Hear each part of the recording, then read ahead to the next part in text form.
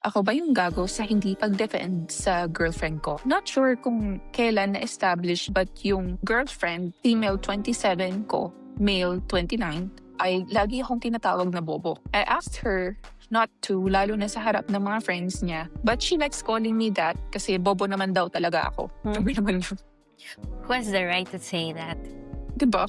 Her friends call me bobo too pag binobobo niya ako. She's so condescending at napapahiya ako kaya madalas hindi na ako sumasama sa kanya sa mga outings niya with her friends and or workmates kasi sila binobobo na din ako.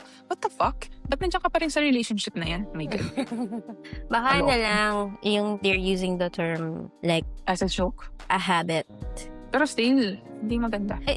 Of course, it's not. Pero No. I was just thinking baka ano lang yan. Parang habitual. Ano lang. Spur of words. Siguro. Hmm. Wala lang daw yun, but na-offend ako, so that's that.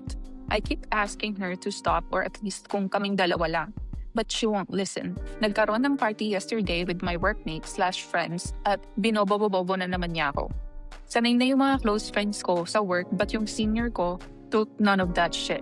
And then said, "Iyaha, in this party you are," then the OP's name's guest. Alam mo naman siguro yung nature of work namin, right? Can you lessen that bobo thing you're calling him? Nagbobo ulit siya kasi dumulas yung phone ko nung dinukot ko sa bulsa ko. So yung senior ko, kumanana ng, alam mo kasi lahat kami dito may PhD, iha.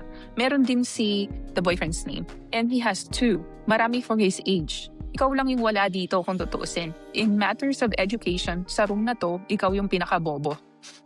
Shocked ako sa sinabi niya, pero na-realize ko siguro dapat maramdaman niya yung pinararamdam niya at ng mga kaibigan niya sa akin, so I kept quiet. Kitang-kita ko sa mukha niya na nagpipigil siya ng luha at tumahimik siya buong event. Nung umuwi, galit na galit at lungkot na lungkot siya na bakit daw hindi ko siya dinepensahan.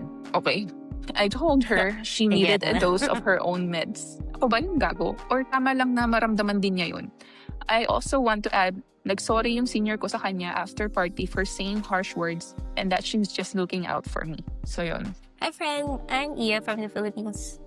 And I'm Val from Finland. And welcome to Hi Friend Podcast. If you enjoyed hanging out with us, don't forget to like, subscribe, and hit that bell so you won't miss the next round of our Reddit stories. Got your own story?